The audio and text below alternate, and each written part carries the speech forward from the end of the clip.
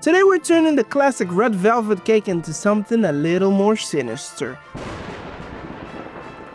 We're making the black velvet cake, the chocolatey Halloween cake of your dreams, or maybe your nightmares. It's a moist black velvet cake made with oil for richness, layered with glossy black ganache, and finished with deep black cream cheese buttercream. Basically a red velvet cake gone goth, perfect for Halloween. The origins of the red velvet cake are a bit of a mystery, but one thing's for sure though. The cake has gone through some interesting phases throughout the years, before turning into the soft, fluffy, red bright edition it is today. Interestingly, in the early 20th century, American bakers began combining natural cocoa powder with acidic ingredients like buttermilk and vinegar, causing a chemical reaction that brought out the red color in cocoa.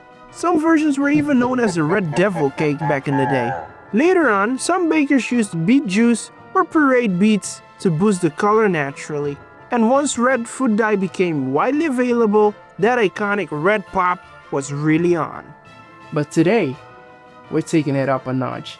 Darker, richer, and dare we say, even tastier.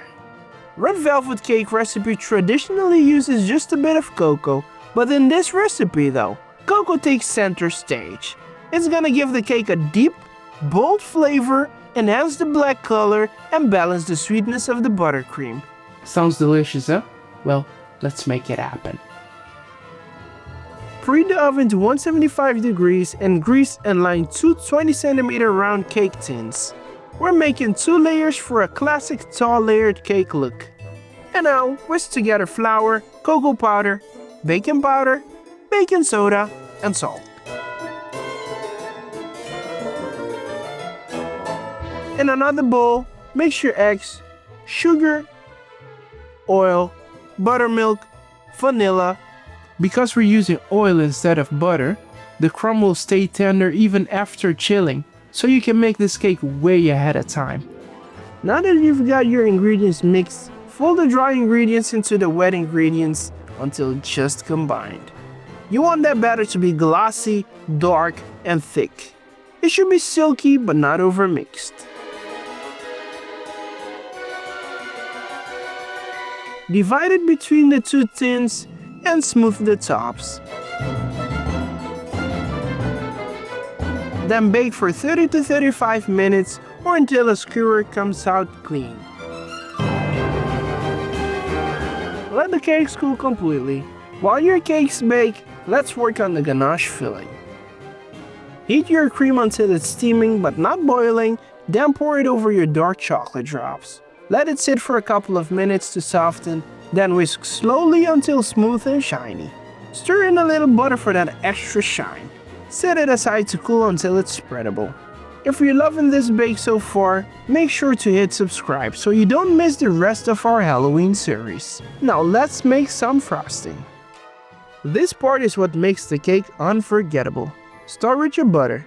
Beat the butter until pale and fluffy, about 3 to 4 minutes.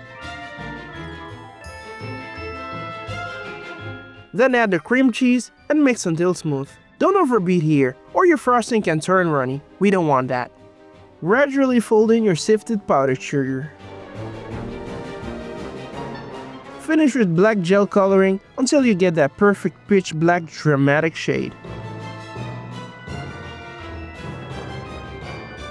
Now for my favorite part. Time to assemble.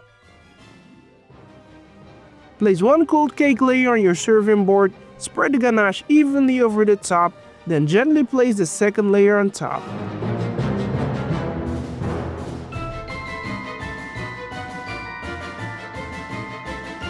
Cover the whole cake with a luscious black cream cheese frosting. Smooth it out for a sleek, dramatic finish. Or you can get creative with swoops and textures for a unique textured cake.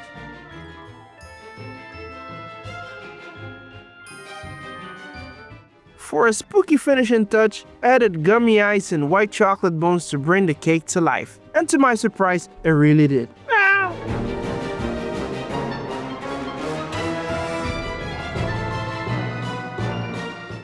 Red velvet or black velvet? Chill the cake for 20 minutes before slicing to get sharp, clean layers.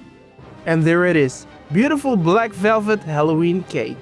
We got the tangy, glossy black buttercream, silky ganache core, and moist cocoa layers. I know, very dramatic, very spooky, and very delicious. Give it a try at home and then tag us so we can see your masterpiece.